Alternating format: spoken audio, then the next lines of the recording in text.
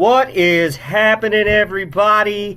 It is Coach Tim, Coach Thomas, and it is episode 5 of Coaches with Cocktails. We've been on a break. Very nice Miss America wave there. My man Thomas, what is happening today, sir? What's in the glass? Tell us all the goods. Man, we're nothing fancy today. We just got a little bit of Woodford, and that's it. So, mostly because let's just be completely honest, we're like sitting there talking, and you're like, "Where's your drink?" I'm like, "I'm an idiot." Like, I wasn't gonna call you out. We're ready, and I'm like, "Well, we got the coaches, but there's two pieces to this podcast, and we were missing one." So, right. You know, I don't know, bird in the hand, bird in the bush. I don't remember the saying, but a cocktail in the glass. Bird in the glass. Right, exactly. What about you? So I'm neat as well. Had a lot of stuff happening at the house and in the world. So, broke out kind of one of my personal favorites that I haven't had in a while. This is made by Penelope. It's their cigar blend, American whiskey. It is amazing. I got one, took it camping last year.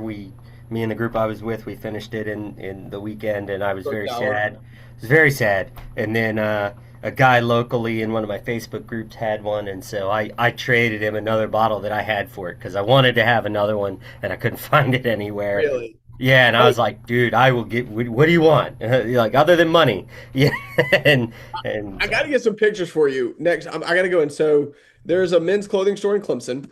Okay. And somebody It's all orange. Somebody who I know associated with that.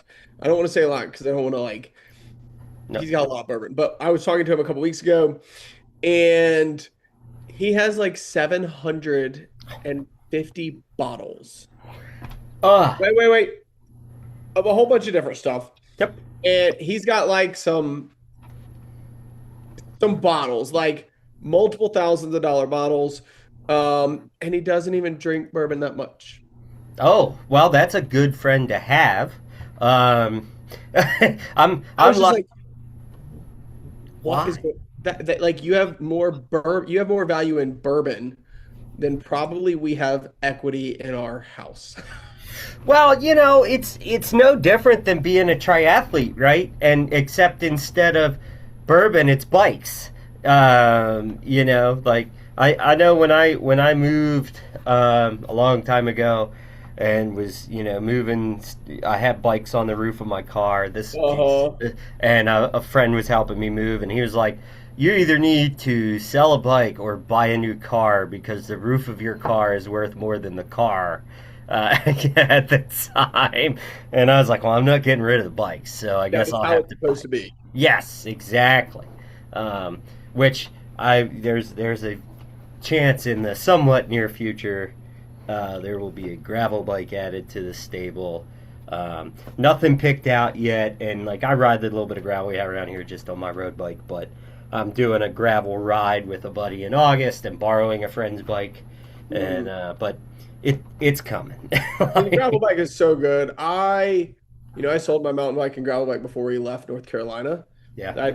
I was like, I'm going to make some changes and consolidate. I was like, I don't need a road bike and a gravel bike. I can have a good gravel bike that you can run 2 wheel sets and yeah. Nobody would pay like a reasonable price for my road bike. And I was like, well, I'm not going to get my ass handed to me on my road bike. Right. Yeah. So I was like, well, just keep selling it, keep riding it. So yeah. But we got some things happening partner wise and bike wise. So Sweet. There will probably be some new bike weapons. Partners are always a good thing. Yeah. Yep.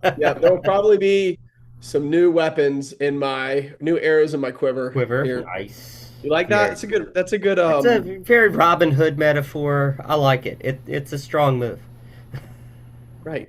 Exactly. I don't know that to like steal from the rich and give to the poor. No. What if we steal bikes from the rich and ride them ourselves? I can get behind this. Right. I new slogan. We come up with one. Stealing bikes, flinging drinks. Dude, you're right. So for for everybody listening, if you haven't already turned it off because we're all over the place, this episode we don't really have a plan. We haven't been with you guys in a while. We both had a lot of stuff happening in life, but we wanted to get back together. So tonight we're kind of freestyling. Going to talk about what comes up. Thomas put it out on social media to his dozens of followers to My try to mom see if and like I think your right. wife might follow me now, but with my Yeah, mom. maybe. Well, it's possible. It's anything but Joe Wilson. We're fine. But we'll have to get him one day. Yeah, yeah.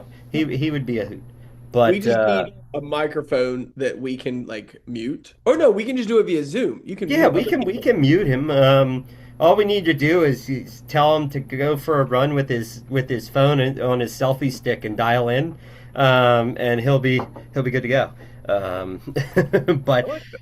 yeah, so we're freestyling a bit. We're just gonna go off on tangents and see what happens. But we just wanted to catch up with y'all. Racing season is coming. It's here, right? Like we kind of kicked off at the last month basically. Um, but Have, have you had anybody racing anywhere yet this year? I've had like some local races Yeah, yeah, yeah. happening, kind of stuff. First big one will be 2 weeks from yesterday. It'll be it's Eagle Man weekend and Happy Valley weekend. I don't have anybody up at Happy Valley, but I always have a big group that'll be racing at Eagle Man because it's our local race. So we got people that are just kind of finishing the hard work. They just finished the hard work, and they're mad at me because they're tired and just finished the hard work. But they're going into taper, so within a week they'll be mad at me because they're itching to race and it's not race time yet. They'll be having their taper tantrums, but it'll be good. I'll be down there starting Friday. And doing some stage talks for the race and leading like some bike rides of the run course and some instructional stuff in a couple days ahead of the race, and then playing support man on the race.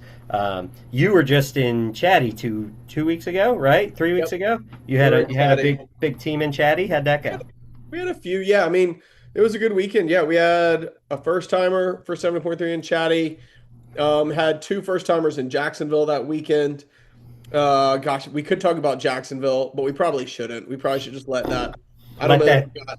I don't know that I've got the bandwidth to keep digging into that. Yeah, that's fair. That was a bit of a mess. All I will say on that, and this is nothing against anybody at all, as a coach, I feel like I just will not be able to recommend athletes go and do a first year race.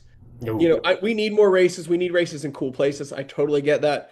But all I'm going to say, and we'll leave it at this. When there's a new race, there's always a lot of logistics that have to be worked through Yep. and potentially adjusted, manipulated, massaged, whatever you want to use.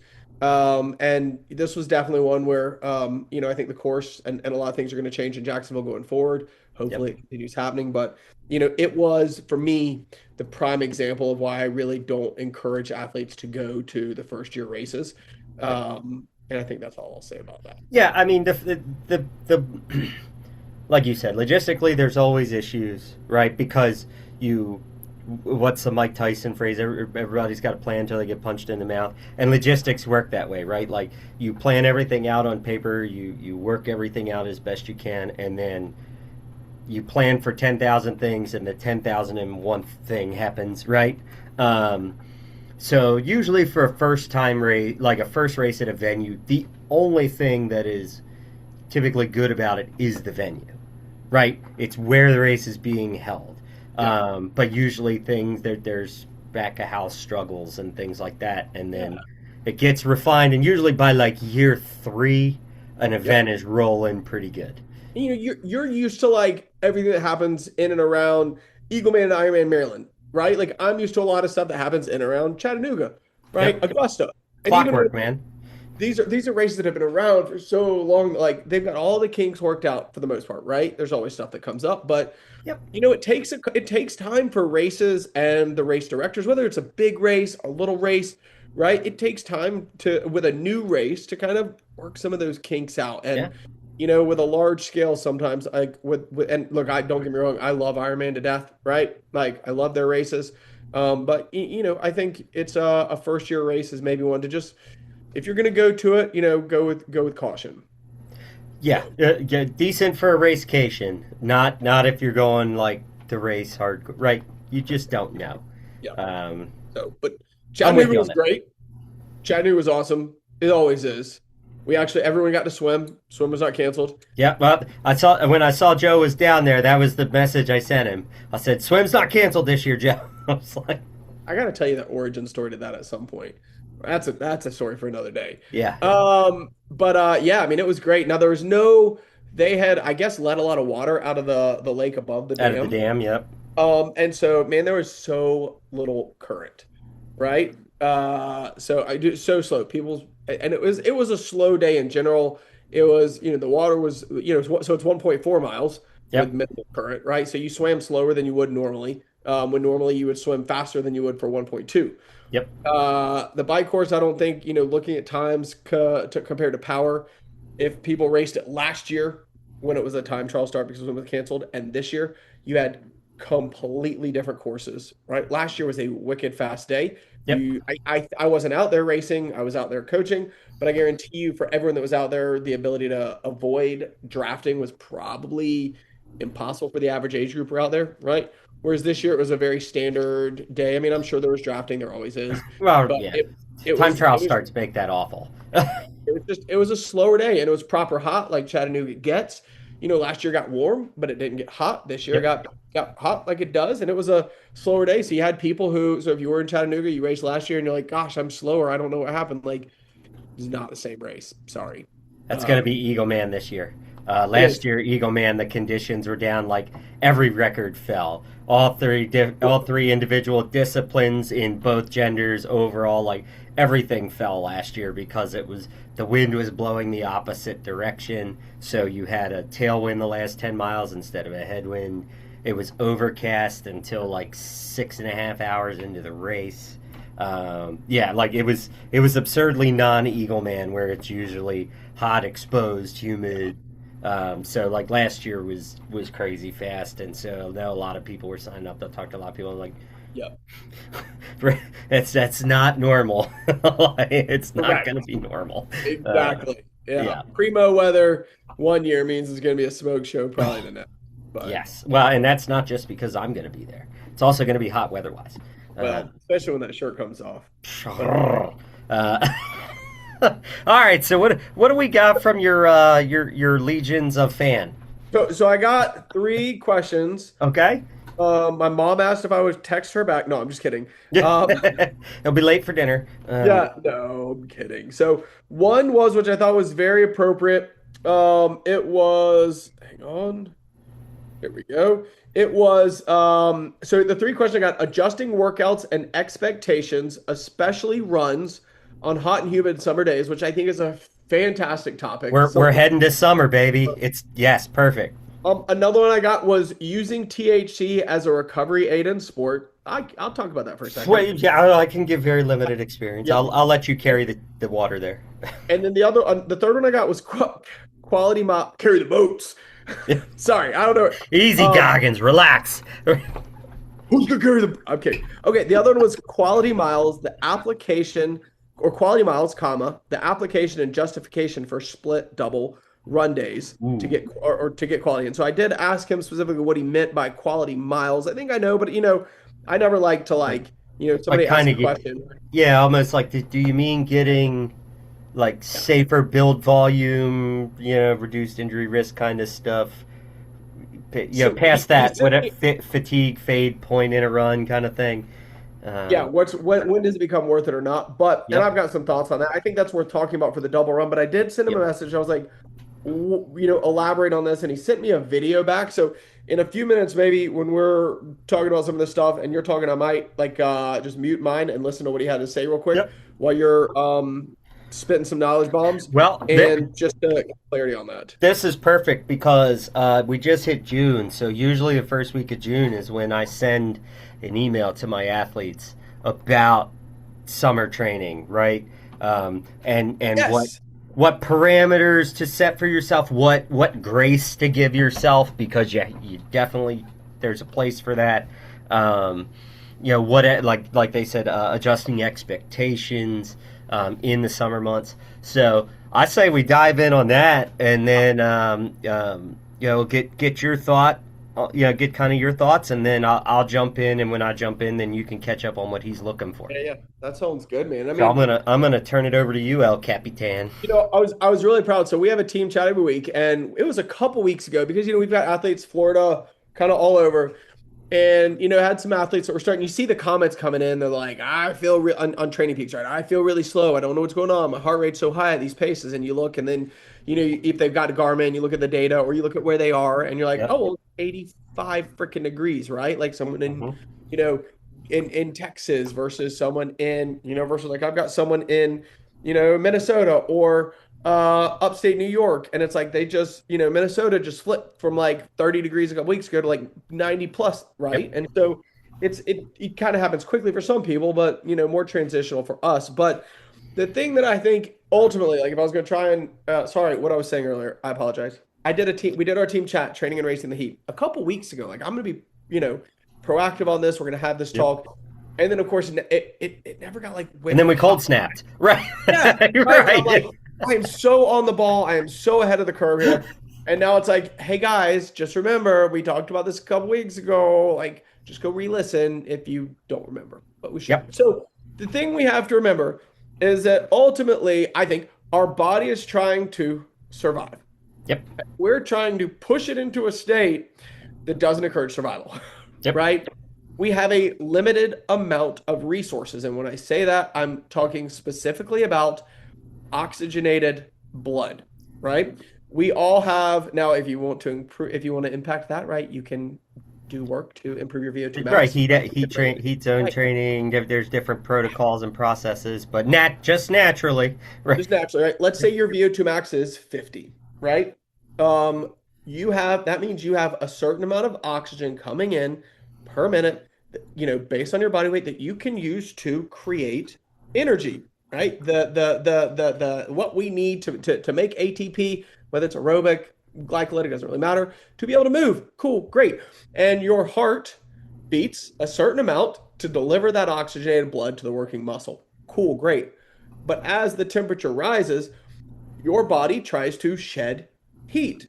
Yep. Survival, right? Well, unfortunately, to be able to shed that heat, how does that happen?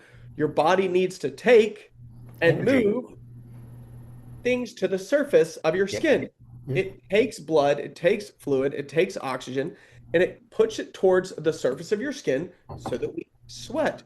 Because the idea is as we sweat, that sweat is heat coming out, and when it evaporates, and that's the real important piece of the puzzle, depending on where you live, the evaporation of that sweat is what allows your body to get rid of heat, Yep. right?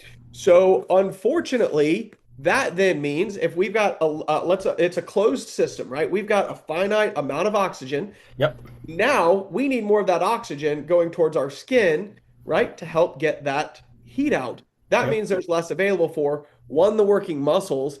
Number two, something we can't forget about is our gastrointestinal system for absorbing the calories. Oh, come on. We don't need that. Triathletes never Right. have GI issues. Right.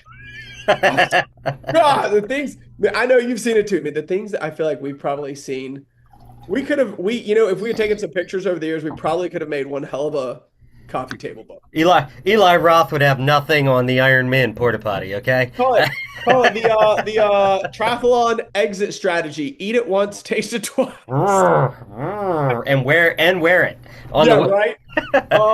So ultimately, right, let's say I freaking hate saying zone 2, but we're gonna say let's say your zone 2 pace. your aerobic your standard 5 zone, your aerobic zone, right? Max, LT1, aerobic threshold, whatever. Yep. None of the fancy stuff. You're low and slow, we'll call it. Like making brisket, baby. Right, bacon brisket. Bacon brownies. I'm just kidding. Well, we'll get to that in the THC question. God, we're idiots. Yes, that we was are. good, man. Thank you. That was top shelf segue. But I'm so not in it. Okay. Zone 2. I'm kidding. So, but yeah, so that is why. Let's say your endurance pace is a 10-minute mile. and on average, it's a 140 heart rate, right? If you think it's 160 heart rate, you're probably wrong. That's a different story. That is But- not accurate unless you can run a 5K at around a 210 average, okay? Or your heart is like this big and it beats like a hummingbird. Yeah. Which you got other issues, okay? Yeah. But eventually, that 10-minute pace at 50 degrees, right, requires a certain amount of oxygen to power the muscles and dissipate heat. Cool, great, because we're always creating heat with our workouts, and we're always dissipating it, right? Heat is a byproduct of creating energy. Okay, done. I'm done rambling. So, as it gets hotter, well, now our core temperature heats up more. Our body has to work harder to dissipate heat. So that 10-minute pace might be 150 beats or 140 beats at 50 degrees, but at 80 degrees could very well be 160, 170 beats. 100%. Right?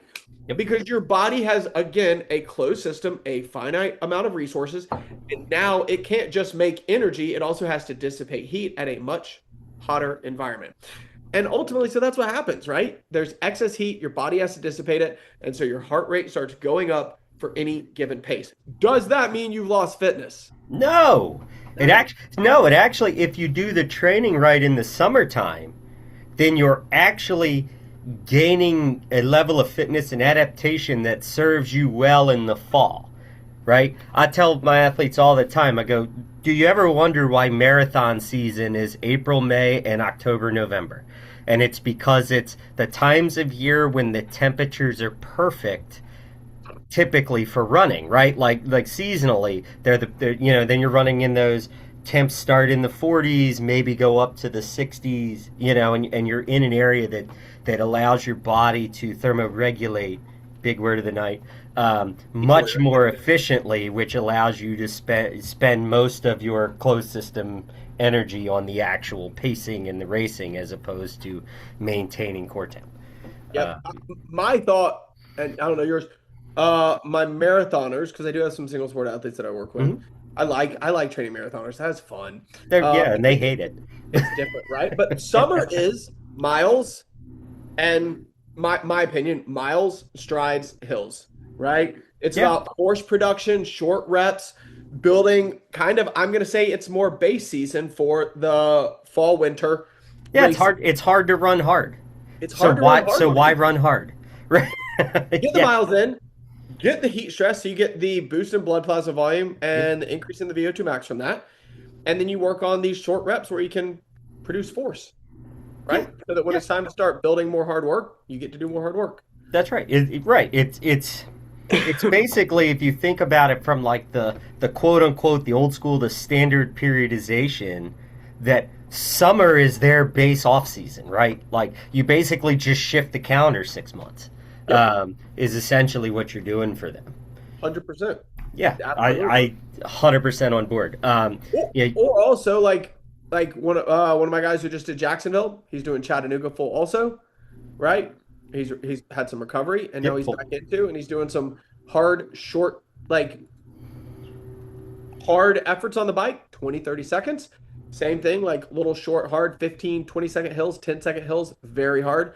Trying to get resistance, create a lot of propulsion, create a lot of force, a lot of resistance against the ground or against the pedals to be able to recruit more larger motor units, to be able to push harder. A little different muscle fiber activation. Yeah, man, exactly. Get those 2A, 2B muscles, and not if you're going with the. Make sure they're not too efficient. That's right. That's funny. That's great. Good. What do you think? Yeah, I mean, what are your thoughts? Sorry, I rambled way too much. No, please, no, it's fine. I mean, obviously, I'm right on board with you on it. You're talking about the closed loop system, and you're getting a little too fancy for those of us that went to public school in Maryland as it relates to oxygen. But we just had carbon dioxide and smog when I grew up. But well, basically, to dumb it down for like my athletes and for my brain, is I said the same thing. Basically, it's you have a finite amount of energy, right? Your energy store, your gas tank is 100%. When the weather's great, you can use 80%, 90% of that towards the effort that you are putting in. when the weather is hot and even when the weather is cold. Now you can handle it some in the cold with layering and stuff like that, but you still have to maintain core temps in the winter and stuff like that as well. But especially in the summer, anywhere from 20 to 40 to 50% of that gas tank now just has to go towards keeping your core temp in that 1.5 degree zone that it lives in harmoniously. So you just no longer have that much fuel in the tank for the effort, right? Because and like you said, and then also with the gastrointestinal, making sure that you're digesting your fueling and that kind of stuff as well. So it's like you're going to run your best and bike your best. You're going to do everything at your best in the spring and the fall, and the winter and the summer are all about climbing the stair steps so that when you get to the next peak season weather-wise, you're now here instead of here where you were in the last one. And I think something that you just kind of clicked onto, and I don't know, I'm trying to remember. I think maybe when you're talking about thermoregulation or just I don't remember what, but there's obviously a big difference between biking and running, right? Huge. Because the cooling on a bike is significantly different. yeah, I Absolutely. mean, when the wind's flowing over you, right, it helps create that opportunity for the sweat to evaporate a bit, and so you get that evaporative cooling on the bike, right? That you don't get the same way on the run. The best way to comprehend that is take any runner and put them on a bike and ask them what they like to do better in the heat. They're gonna like riding their bike better in the heat, right? Like hands down. But the other thing, like obviously, the more wind you have, the better your evaporative cooling happens on your skin when you're sweating. Also, to go with that, what are the conditions that you have there, right? There's a huge difference in your cooling efficiency in dry conditions versus humid conditions. Yes, Right? absolutely. I mean, it's massively different, and like to the point that the content of your sweat is significantly different on whether you're in a dry climate or a humid climate, and whether if you're going from one to racing in another, and you get into the weeds of sauna sessions and that kind of stuff to try to get some adaptation before you go. Like I went and raced Arizona back in 2013, coming from the East Coast where brutally humid to outrageously arid and dry, and so doing like some hot sauna sessions and stuff it didn't help. I didn't do it right. I didn't know what I was doing. I think I read it from like a Crowy interview in 2013 or so. I was like, I'll do this at the gym. Didn't really help, but it is massively different. You're way more efficient in drier climate than you are in humid climate. So you have to account for that. You also have to account for too many people, they don't adjust their fluid intakes, right? Like in my sweat test, like I'm a pretty heavy sweater in terms of volume that I sweat, right? That I shed. So I'm around a bottle and a quarter here on the East Coast per hour. Right? Yeah, right. When it's under 60 degrees, Okay. that's under 60. So like, but above 85, I'm over 2 bottles, right? I'm then at like 43, 44 ounces, ounces over a liter, and then the content of it changes as well. So it's like, well, you now have to fuel differently, not just from a fluid standpoint, but also from a carbohydrate standpoint, right? That goes the other way when the temperature gets extreme. You have, let's say we'll use a round number, 100 grams of carbs an hour, which is a lot, right? But let's say that not nowadays, but right, it still is a lot to us. It's been around a long time. I still can't wrap my head around it. But say you're 100 at normal temps, well, your body's not going to be able to process that when you get into those 85, 90 humid temperatures and things like that. You're actually going to have to pre-fuel better and then pull back a little bit just to prevent that GI distress you were talking about. Yeah, or even, alter your strategy. Maybe you have a strategy of trying to take a big gulp and drink like a quarter of a bottle every 15 minutes to get a bottle an hour in, right? Well, Yep. now maybe instead of that larger bolus, maybe you've got to take like a sip every 5 minutes or so, right? Yeah. Something like that, right? You adjust the way that goes into, and also, with again, so finite resources for cooling, and also that also, right? Again, we're talking about less blood being available for the GI system to help with digestion, right? Mhm. So, I find also that if someone, you have people who really prefer more solid foods, and I totally get that. I race on liquids, most Same. because I'm stupid, simple, keeps it easy. But Yes. those solid foods in the heat also become harder to digest because there's less Less blood blood in the available. gut. Got it. Exactly. So, hey, and I want to make sure. So one got some clarity from on the quality miles, Yeah. but I want to make sure we don't neglect to discuss adjusting workouts and workout expectations on those hot Yes. and humid days. Because sorry, so the way I like to think about it, and I don't, this is going to sound overly analytical, but I'm not overly analytical on this.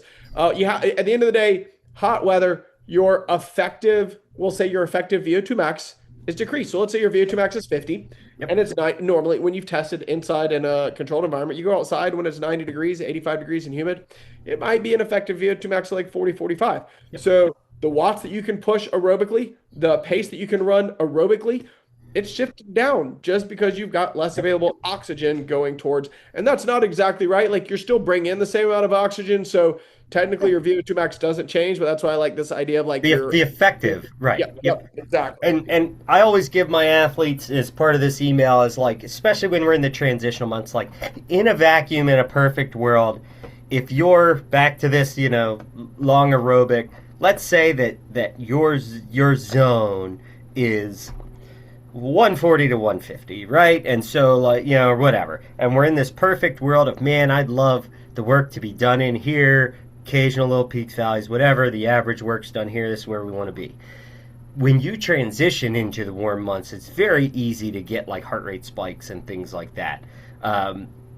So unless somebody has like a crazy race, a race coming up, or we're in a really important part of the schedule, those people that are like racing in 2 weeks or 3 weeks or 4, or even the people that are racing in, like we both have people going to Placid at the end of July. So we're getting into the biggest blocks of training for these people where your effort level day to day is critical to staying healthy, right? And making sure they get all the work in. If you're outside of that window, I tell my people, like, I give them a 3 to 5 beat cushion in their heart rates and stuff in the first few weeks, as just you're acclimating, you're struggling with the slowing down, So right? you're Like, nice.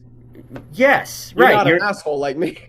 Well, what it is it's the old school way of saying of what your Garmin does now, where it tells you how heat acclimated you are. It's the old school version of that before that shit existed, is what it is. It Okay. is. It really is. Absolutely.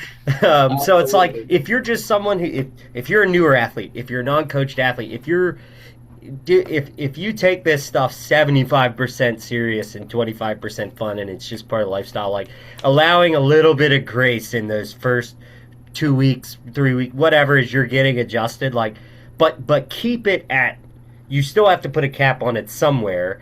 Otherwise, you're doing what you were talking about earlier, where, well, I normally run a 10-minute pace, so I'm still trying to run a 10-minute pace, and your heart rate's through the roof, and all you're doing is setting yourself back, and you're now backsliding down the stairs because you're never going to be fresh enough or fit enough to actually get a gain. You're always going to be in a hole. Exactly. I mean, think about it. If your effective VO2 max goes down, your so there's less oxygen available to the working muscles, your actual lactate curve is actually going to shift to the left To the if you left. were to Yep. measure in that environment, right? So Yep. it appears that you've lost fitness. So now if you're running that same 10-minute mile that you would run at 50 degrees and you're running it at 85, 90 degrees, like that's no longer an endurance run. It's a tempo run. And it's that it's a great way to get, yes, you feel good because you're running at that effort in the heat and you're working harder, lying to yourself. But ultimately, it's a great way to make yourself very flat, very one Yep. speed, and stagnate, right? And so that's why, yeah, I mean, it sucks, but you got to slow down when it's hot. Bottom You hit line. you hit the quintessential gray zone, right? Yeah, Like the absolutely. you know what? I'm really good at doing this. I can't slow down, and I can't. Most people, it's the pool, right? But in general, like Yeah. you find that person, like, hey, can you adjust your pace in a run, a 3 minute, 4 minute per mile range? No, of course not. I 30, or I feel clunky, or I feel this, or I feel that. And I'm like, you're just too locked in here. Like you Yep. need to make the start doing this, start doing that, and you'll become way more efficient overall, and you'll. It's no different than growing your effort that you can do in a heart rate range or anything else, right? Like it's all about adaptation Yeah, and and I efficiency. think just like you said, right? Like I think giving yourself a couple beat grace is good. But I think then, really when we're talking about how to adapt, sorry, I want to don't I want let's get onto that, but I do want to point out when we because we've talked about acclimation a couple times, whether it's 1 week, 2 week, 3 weeks, depending on where you are, exposure, how long you're out there, eventually you're going to acclimate to the heat and you're going to Yep. be used to it, tolerate your body can handle it better. The adaptations from the heat are besides increased blood plasma volume, right? Yep. And some other stuff with some heat shock proteins. But we start sweating sooner when Yep. we exercise And more and we efficiently. sweat more. Yep. But what's the problem? And this is the thing we don't talk about a lot. What's the problem with those two things? Yeah, they're great for survival and trying to keep our They're body real. They're really regulated crappy for performance. because we end up getting dehydrated faster, right? Like if you're like, I take in a bottle per hour and 4 weeks into the heat and now you're losing Two basically let's bottles. call it 1.5 liters Yeah, yeah, per yeah. hour, Be or 2 liters conservative, per right? hour, Yeah. right? Yep. But you're like, well, I'm taking a liter per hour. Well, now all of a sudden you did that 3 hour ride, taking in those same liter per hour, and you come back and you go to pee, and you're like, I don't have to pee. Or you Yep. pee 2 hours later and it's dark because you're dehydrated, and then your Yep. recovery's compromised, blah, blah, blah, blah, blah. So you got to slow down and you have to keep an eye on your fluid intake. I think those two things, from an adaptation or kind of tolerating things, are really important. Now, one thing that I think we should talk about on this topic, and I think this topic is kind of the major topic, obviously, of Yeah, survival, yeah. Yep. um, is what do we mean when we're talking about how do we adjust workouts? And I think the answer is it depends. And this kind of ties into what he was asking with quality miles, like single, double versus a double run day. What's the workout you're doing and what's the point of it? And I think that is the first thing you have to answer before you think about how can I adjust this. What do you think about that? I agree. Before we dive into the weeds, you had those two. You had the 2 points, right? Slowing down and adjusting your fluid intake. We could create a rule that's called the "Don't Be a Tim" rule for that.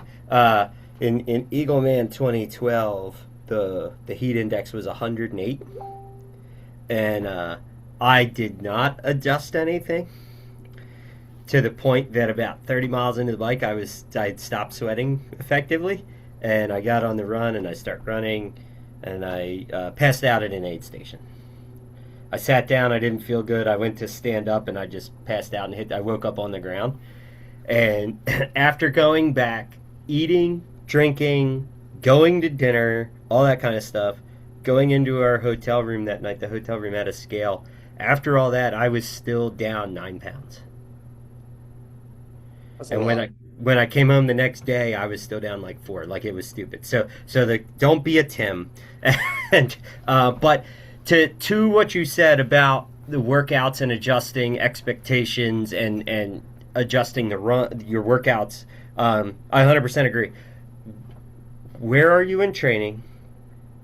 What is I call it in my own head. I call it core value. What is the core value of the workout? What are you trying to accomplish in that session, and what is the progression going forward? Right now, sometimes as an athlete, you may not know that. Right, like as coaches, we know what the idea, the concept of the progression is when we write it from today to the one next week to if you're building 3 weeks and you're like I want to get them from here to here and I.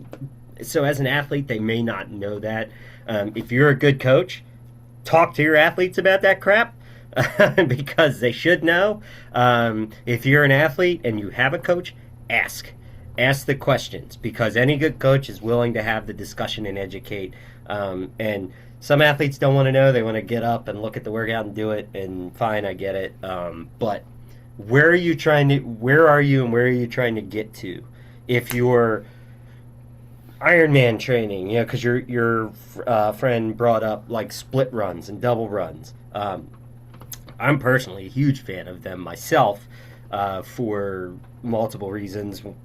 Um, Someone's injury history, or depending on what you're trying to do from a volume standpoint, but also from a condition standpoint, right? Like, let's say Thomas, I need you to run 2.5 hours today, right? We're doing Ironman prep. 2.5 hour run's going to happen in Ironman prep, but it's really hot, or you wake up and like, dude, it's already 75. The dew point's 70. Like it's crap, right? Like it's one of those kind of days. 2.5 hours going out in there, like that's going to be a slog, right? You're going to be battling dehydration, so your effective fatigue is going to grow. Your form's going to fall apart. So your training adaptation is going to go down, and your injury risk is going to go up, right? Both of those things are going to happen. But let's just say I go, dude, give me an hour and a half now, and give me an hour 4 hours after that, where you get to get back, get off your feet, rehydrate, eat, do all that kind of stuff. I promise, when you go out in 4 hours, your legs are going to be tired. Like, you're still going to feel like you've been running, but your training adaptation is going to go up significantly, because you're basically getting that form reset and fitness reset, and because you're getting the hydration and the form reset, your chances of injury are going to go down like massively. You like that? Is that something you ever get into? Dude, I could not say it any better. I mean, it's like we talked about this beforehand when we did it. I mean, yeah, ultimately, right? Our job as coaches is to try and help our athletes get fitter, get to the start line, but also to get to the start lines healthy, right? And Yes. try to not get injured. Yep. And like gosh, I can think from like this is going back Chattanooga 2017. Good buddy was training for it. And I remember it was like finishing up a run one day, and he was slogging through a 3.5 hour run. And I saw him, and he just looked like garbage, You're broken. right? You're broken. Broken, absolutely right. And I'm like, Yep. he's 2.5 hours in, and he is just shuffling. I'm like, "How you doing, buddy?" And he was like, "I got an hour left." I'm like, Pull the plug right now. There's no quality left. Yeah. You're not running. You're just shuffling, right? So the quality of your movements, right? The exposure and stress from the environment, it's going to make it harder to recover from. So at the end of the day, you're doing so much that can drastically increase your chance for injury, right? Or for being compromised. And I think that's the biggest thing if we're going to try and have double runs. I would say most of my athletes, there's times when I like for long runs, like I don't like athletes running more than 2.5 hours for the most part. For an Yeah. Ironman, I think form just degrades, right? If they're Yep. doing a marathon, it's a little different because you don't have bike and Yeah. swim. Yeah. Or if they're That's like a uber high level athlete, or whatever, absolutely. I've But never gone beyond 3 but in ever. 2.5 hours, if someone's running let's A say 7 minute 3:15. miles for their long Yeah. Let's runs, say right? right 3:15. Like 2.5 hours is plenty. Right. Right, exactly. You don't need to run that much more. But I think, yeah, doing a long run in the morning, maybe even up to 2.5 hours, and then getting some rest, taking a nap, doing some errands, stuff around the house, cooling down, whatever. Then going out for another 30 to 20 to 60 minutes, depending on the athlete, Yep. in the afternoon to get some more miles in. I think is a really great way. I think it helps people get confidence because people they want to bike those 100-mile rides, Yeah. They want right? to hit their 20 And they miler, want right? and I'm sorry if you're, I can't do it. I got to do the math. Hang on. Let's say you're going to run 11-minute miles, Uh huh. right? Are you talking about for 20 miles? Is Yep. that where we're at? Well, Yep. that'd be So what 200? 3 hours and 40 minutes. Yeah, I was gonna say 220 minutes. And I mean, 11-minute miles in an Ironman is It's not, not slow. it's not totally, it's not, yeah, No, exactly. you're in the So middle of the pack. Like, yeah. versus, versus that 20 miler for somebody running, 7 miles is 2 hours and 20 minutes, Yep. 7-minute miles, right? So it's like, Yep. and this is where I know, like, I had a conversation with someone today, and she's a little bit anxious about Placid because she's just like, I don't know if I'm gonna be able to get enough miles in. And I'm like, what are you worried about? She's like, I don't know if I'm gonna be able to run 20 miles in the time. And I'm like, yeah, you're not gonna run 20 miles for this race. I'm sorry. This is why you train by time. Yep. This is why Yep. you train by time. It's Yep. effective time on your feet, Yep. right? So Because time is like wattage on a bike, Time doesn't care if it's hot, if it's cold, if it's windy, if it's uphill, if it's downhill. It is the time spent putting out effort, right? Yep. Just like a watt's a watt's a watt. And Yep. it's like, yes, 20 miles is that magical number that was put in all of our heads in marathon training and stuff like that, right? Which is a whole other tangent because I firmly believe there's a very big reason why everybody hits the wall between mile 18 and 22 that has to do with structuring of runs that way. But the Ironman marathon is incredibly different. Totally Well, different. it's so different. Now, Um, I did have one of my guys who was in Jacksonville. He's a very strong athlete for his first hole, but in training he ran 22, 23 miles a couple times. sure, But I mean he's a very strong runner, probably an open to 40 marathon shape, I would say, right. right? So, for Yeah, so him to he's go still running 2.5 hours. correct, exactly, but it was still two and a Right, half hours. right. Yep, So, yep, um, 100%. so I think when I look at the workout and I think about I guess the question is, do you do this outside? Is it okay to do it outside? Or do I need to go and do this workout in the treadmill in a controlled environment? Right? I think that's a lot of times a question people are looking at with how do we adjust this, right? If it's and I think the question I always like to ask is this a workout that is designed to impact me centrally, so heart, lungs, or peripherally, legs, muscles, tendons, ligaments, bones, Yep, joints, etc. Right? yep, If it is something where you're focusing on being able, how much force can you produce in the legs, or you're trying to target certain paces on the treadmill, run, treadmill you've all got day, to be on the treadmill because you're treadmill not all going to be day. able to do it outside. Yep, Now, I would argue there is, depending on the athlete, and if they're more peripherally or centrally limited, I would argue that there are times that it could be beneficial to do a VO2 max workout outside in the heat. It's not something I like encourage a lot, but if the whole goal with a VO2 max workout is to challenge your body's capacity to bring in oxygen, yep, to impact stroke volume of your heart, right? We're trying to maximize respiratory rate and we're trying to really operate at a lot of time near our or in our VO2 max air zone over threshold, right? I hate the term zones. I digress, I know. right? Yeah, So the question then becomes if we did that run outside, could we keep our heart rate elevated higher potentially? Now the question is in that heat, can we keep it elevated for longer? sure, Or does our core temperature cook up and we right. burn out before we can do our, 16, 18, 20, 24 minutes of work, right? Yeah, And all of these have to be taken into account. There's unfortunately not a simple answer. there isn't, and I mean, in the vacuum of saying you're doing VO2 type work outside in rough conditions, well, you're going to get the boost early on from the fact that your heart rate is going to be artificially elevated by condition, right? It's the nature of what it's going to be, depending on the weather.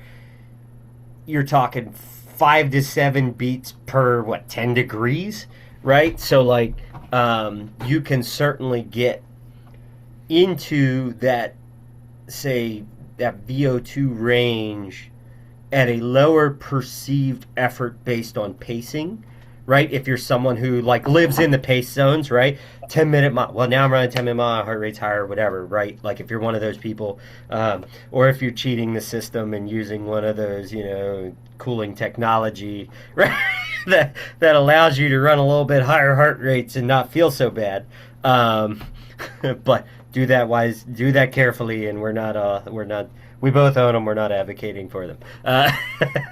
Race day. You're talking about the headbands? Yeah, Yeah, race day, race day only. race Race day, day. 100%. Like I race want it shoes. to feel less hard. Right. Yeah, don't use your race shoes or your Omius in training. Save That's those right. for Yeah, yeah. Don't go running. Don't go do your long run in your alpha flies just because. Like, I mean, it makes you feel good if you need an ego boost and you've been feeling down, but there's a place for it.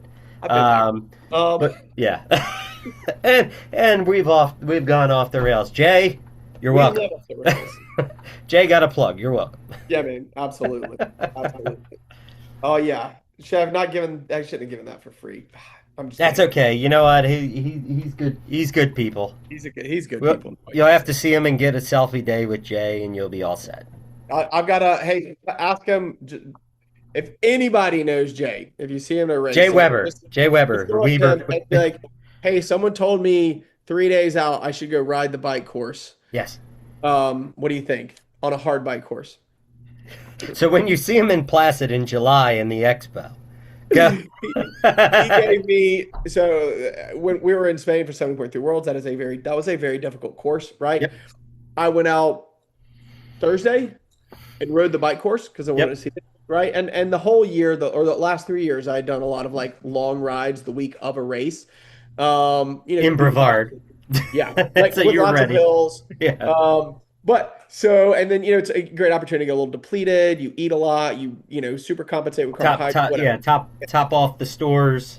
Yeah, as long as you don't smash yourself. But Yeah. he was just like, "Why is he out there riding the course?" Talking to my friends who like, That's a hard course." And I was like, "Dude, this is what I've done every year." And so now I had a decent bike, right? I had a decent day for not being able to run a lot in training that year.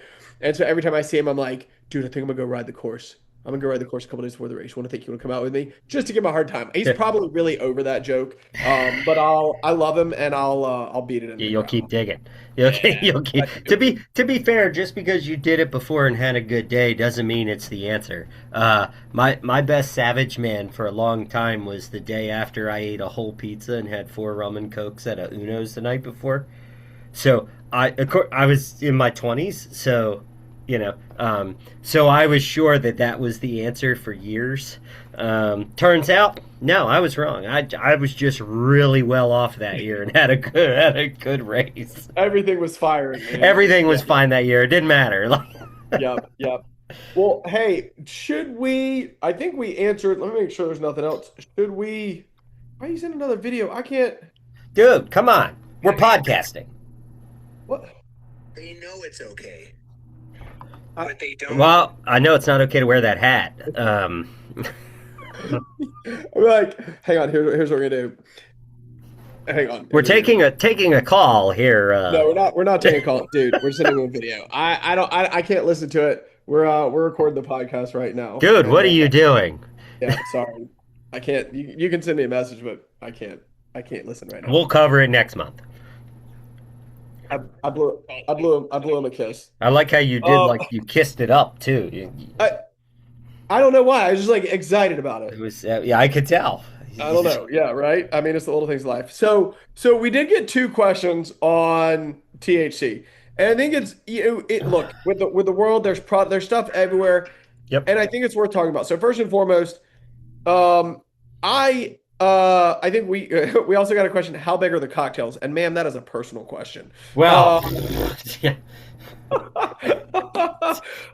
Depends on who's measuring the pour.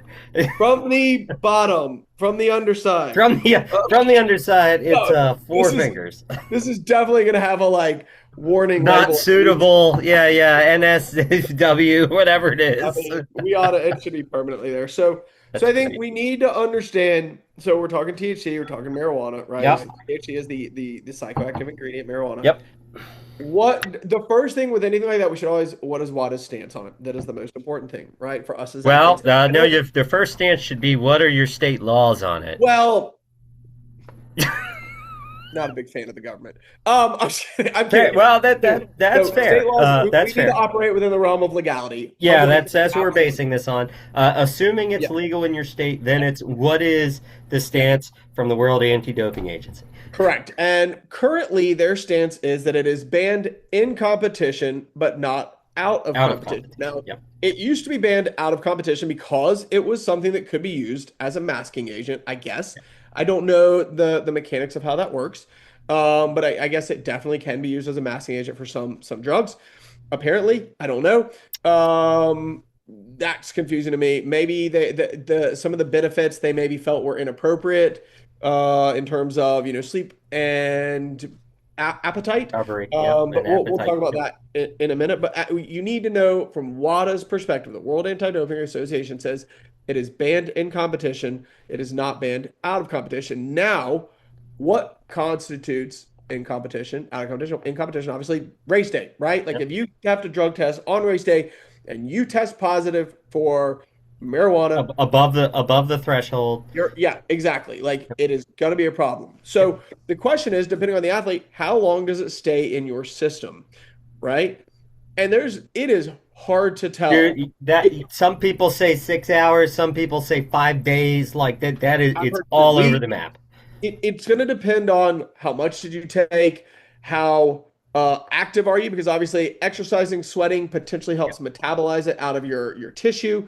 Yep. I don't know about that, and I'm not going to ever try and tell you, well, hey, if you stop taking it at this point. I will say one thing, like if a pro ever gets popped with it, and they try and say, oh, it must have been in this other substance Yeah, or this the cream that I tainted beef used. substance. Yeah, the tainted beef argument. That's not true. You know, you were It's smoking bullshit. a bowl, Well, hanging out with your buddies, or taking a and gummy, and you tested positive. Just and own it. I'm gonna have more respect for you if you just own and it. here's what I'll say: if you've ever been to, even like pre-COVID, if you've ever been to Colorado and hung out with a bunch of pro triathletes where they all live, They're smoking.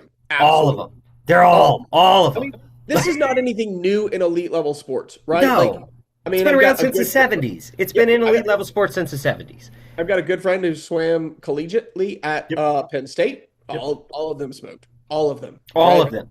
Right. Yes. So Correct. I think we need to understand it's probably more prevalent than we think, Yes. but it is no longer banned out of competition. Correct.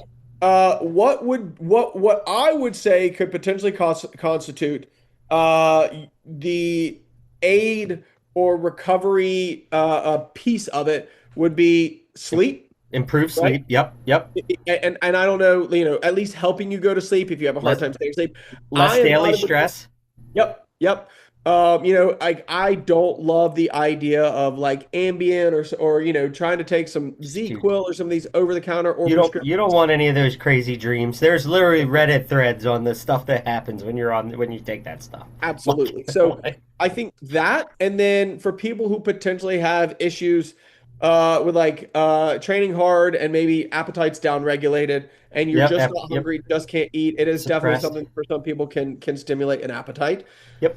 And there may be other things like whether it's mechanistically that I don't know about, but I would say the two things are that it's the people that use it. I think probably it's for sleep aid Yep. and help with keeping the appetite up enough if somebody has a hard Yeah. time eating. Just Well, not that's the not thing. me, baby. I like my food. I mean, let's just say, right? Say you're training for, we'll use an Ironman as an example, Yep. right? But we're not going to go crazy on the numbers. Let's say you're doing 16 hours a week, Yep. which is not absurd in any sense of the matter, right? Like we both have had athletes, that or ourselves where we're training over 20 hours and whatever, right? So 16 to 18 is kind of like that norm for bigger weeks for like your standard age grouper. And then if you go, and obviously everybody's metabolic rate's a bit different, but if we just say on average, what, 700 calories an hour, high, low, right? Like if if I'm putting out more work, it's upwards of 1,000. If low work, right, right. So we'll say 700 calories an hour times 16 hours. That's a lot of calories, right?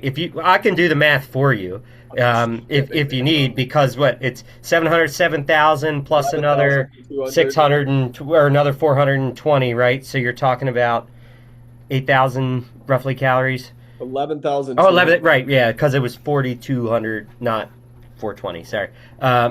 Which THC.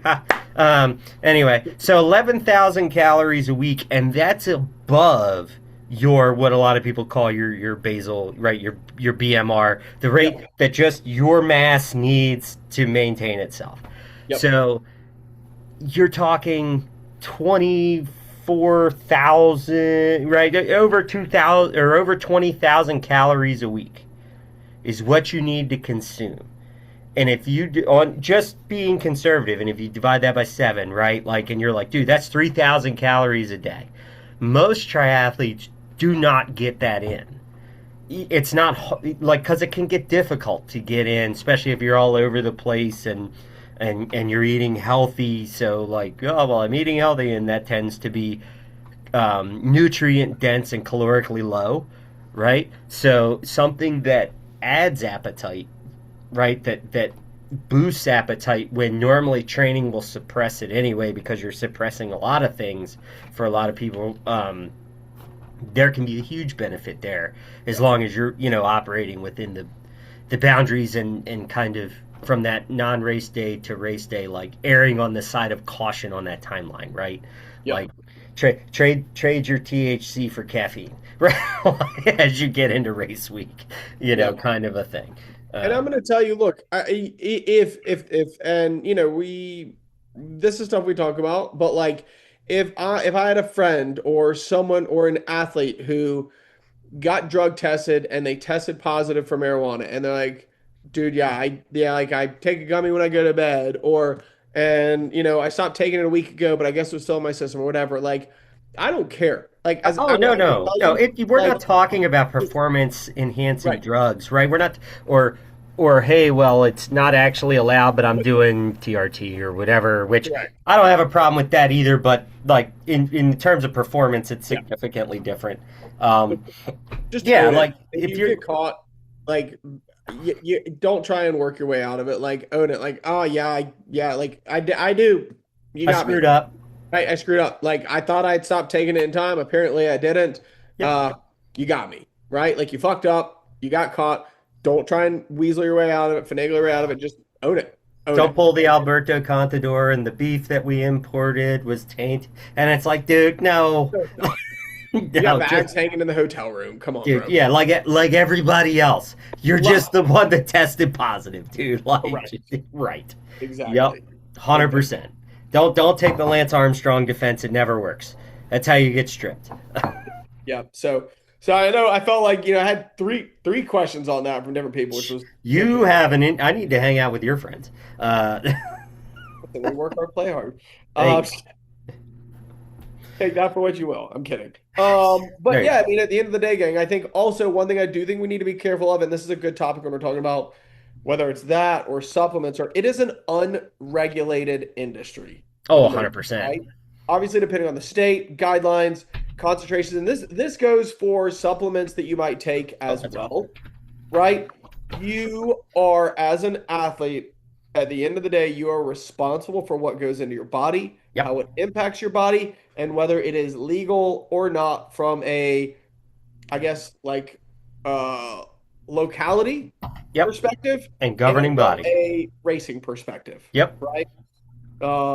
And I think that probably, Yeah. There's way too much gray there. Like, yeah, well, and it's constantly evolving. yep, Like the more that we learn, that everybody learns about different things, it's all constantly evolving.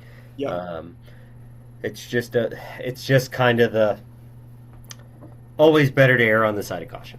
absolutely. Could not agree more. 100%. You put a bunch of time into training and prepping, and it's like it's the same debate now as the freaking banned shoes, the 40 mil shoes, and how many groups are you in that like, well, is it or isn't it, and or I see that it is, but what are the odds we're getting checked? And you go, but why? Like you've So put in all this effort, why risk that? Right? you know they're banned. Yep. It's no different than you're driving and you know the speed limit, And you're but you going over exceed it. the speed limit, right? Like How much you risk are are you willing to take? correct. Yep. Exactly. And I'm a relatively risk averse person, I think, as a whole. The shoes are an interesting one for sure, man. That's That could a be a whole nother freaking podcast on its uh, own. you know what? Hot take on that. I think, and this may be just that I'm getting older and I'm, making some They correlation with don't shoes. have shoes on your lawn. They no, they I mean when we were I remember in 1900 BC. Yeah, uh in the aughts. um the no, I think I mean all I ran in, and I'm talking gosh 2000, 11, 12, Mhm. 13, 14. All I ran in, like I ran in Sakani Kinvaras all Yeah, the time, yeah, the right? twos and the threes back in the old Four, days. 4 millimeter drop, Yep. minimal cushion, and your feet would get sore early, when volume ramped up, but I never had lower leg issues Nope. versus the last couple years. I think after running a lot in, I'll say super shoes, excessively cushioned shoes on training runs. I think my feet, like the little intrinsic They've stabilizer gotten weaker. muscles, they got weaker. They They absolutely got yes. weaker. And I have made a move. Now I will still race in super shoes, but I've made a move away towards more like 4 or 5 millimeter drop. Yep. Still some cushion, but firmer cushion. Yep. Certainly no plates. Certainly Yep. no special marshmallowy cushion. Yep. More like normal shoes, and it takes some getting used to, and you've got to ease into them. But I think my lower legs are getting stronger and more durable because of that. I would 100% agree. Like I grew up racing in the era of racing flats, right? You raced in as little shoe as humanly possible because it was 5 ounces or less, right? dude, it was all about weight, right? Like it was just how much weight can you shed? Um, and like I remember when like for a long time I raced in the Zoot had before they brought in the engineer from Brooks. They had a shoe called the Kawe, I think it was called, and um it was carbon plated, but it was faux carbon, and the plate was about that big, and it was basically for an arch support, and it had drain holes in the shoe, Yes. and it had laces, but the tongue was sewn into the shoe, and the inside was sock liner.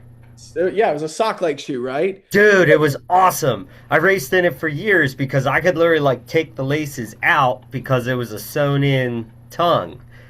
And you know, and it was a 7 ounce shoe. It had no Yep. real cushion, not a lot of support, right? But like it just felt fast on foot, you know? Yeah, like the Zoot Ultra race shoes.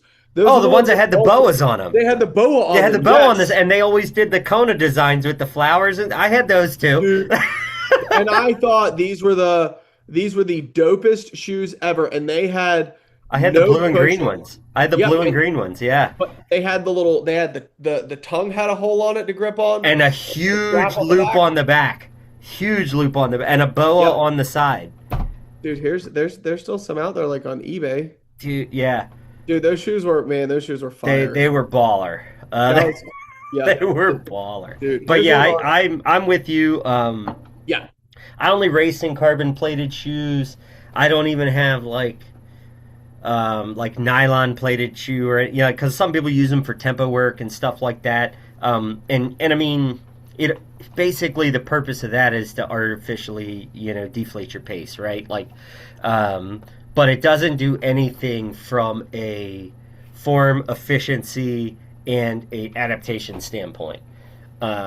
It super shoes are now the equivalent of race wheels, right? Yes. We used to train forever on heavy aluminum wheels, and then you put your race wheels on race week before like they all became standard on most bike builds back in the day, right? And that's what super shoes are now, or like aero helmets, right? You train in your big vented helmet or your normal shoe, because even the normal shoes now are so much lighter than they used to be. Yep. We've Yep. gone so far away from the 12 millimeter drop, 16 ounce, trainer to I run in like the Mach 6, which is Yeah, great no shoe. plate, right? Maybe Little like bit- 8 ounces. yeah, 6 and like millimeter it, but drop. it feels good on. You can feel the road underfoot, but it's enough cushion. And then like on race day, dude, you put the carbons on and you just feel like a missile. Fire. But the downside to the carbon shoe, because you're talking about weakness, is also like the injury risk with them because they push so much energy back into the body, right? You're not just expending energy and losing it on the ground. It's returning back. That like people have had a lot of issues with like stress fractures in the shins and things like that because Achilles they just, issues from different like torsional forces. yeah, because they just don't have the strength, and you're not built for that. Yep. Yeah, so I 100% agree there. Just race day, maybe the week week before the race or whatever, if you want to throw them on for the reacquaint yourself to them, and it makes your $300 shoes last a lot longer. By the way, They are not cheap with those. they're carbon. not. My goal is to get 4 to 5 years out of each pair, and that's because I only race them. It's a lot, but the cushion in them is so awesome, but it wears down so quickly too. It does, and I waited forever. I was so late on it, and I just basically got to the point where I like was on a starting line and was kind of like, well, I'm the only one who's not in them, and I can't give up 6 to 10 seconds a mile, right? Like you just can't get. I can't start at a deficit. See, Yeah. I loved the like Hoka Rocket or Mm-hmm. Hoka I Carbon had X. they had the Rocket X and the Carbon Rocket. The one was like yellow and blue, I had that one, but that was the and then like the no blue drop. and white one Yeah. was the one that like the woman ran in Atlanta when she won and qualified for the Olympic team. That was the Rocket X. Yes. Yeah, But that shoe was awesome. whichever one had the like 4 or 5 millimeters of drop of the carbon plate, but like I was like these things are amazing, and I ran in them all the time Yep. for like probably the better part of 2 3 years, and I'm convinced the lower leg issues that I've had are 100% because every little muscle there got really weak over that time. I mean, love him or hate the guy as an athlete and as a influencer. Lionel Sanders went down this road like 2 years ago, Yeah, right, where he like just kind of swore him off it because he was training in them all the time and whatever, and like made a whole big deal out of remember that. Yeah. transitioning out of them, and it was kind of like it was funny because it's like, dude, you make all this money and you're late to the party. But he wasn't wrong in the justification, right? Like it was like he felt like he was losing adaptation and he was injured more and these other things, and it was like, Yep. yes, yeah. The answer is yes, sir. You are like, Not your daily trainers anymore. no, sir. So, well, cool, Ugh. man. Well, I feel like Dude, I thought we were going to be like 45 minutes, and we covered a bunch here. yeah, man. It's like we care about this shit or something. Ah, it's like it's almost like it's a passion project. I don't know. mean, yeah, right. You're blowing kisses to people, you know. Uh, Kyle's gonna be on the podcast, or at least my video to him will be in the podcast. yeah, well, you can see him briefly, and you blowing kisses. We'll do like I forget the movie, but the guy's drunk and he's texting, and he's like, "Oh, it was Gabriel Iglesias on a stand-up thing," and he's like drunk and he's talking. He's like, "Kissy face, kissy face, kissy Dude, face." that son of a gun is funny as hell. Dude, Fluffy's the man. He is wide open. That is But amazing. all right, I think we're gonna put a bow on this. I think we're both late to dinner. I'm losing lighting and looking more like a ogre by the minute, and I couldn't quite figure it out. Now I look suave and debonair coming out of the shadows. I like it. I like it. I like it a lot. I'm But not gonna go smoke a bowl and go to bed. yeah, well that's what happens when people talk to me. That stuff happens. But hope y'all enjoyed this. Hope you like the train wreck that we are. We're just out here having fun, talking triathlon and good stuff. If you Let don't us like know. it, we don't What? care. If you don't like the train wreck, We don't really care. We're going to do it anyway. But so that we're not way behind next time, when y'all listen to this or watch this, in the comments, give us some topics for next month. And we'll be sure to cover that too, so we're not left scrambling for drinks and things to talk about. But Coach Thomas, it was a pleasure as always, sir. I'm out. I'm out here, Phil. Hit that guy. And to everybody, make sure to keep your glasses full and your training fun. Deuces.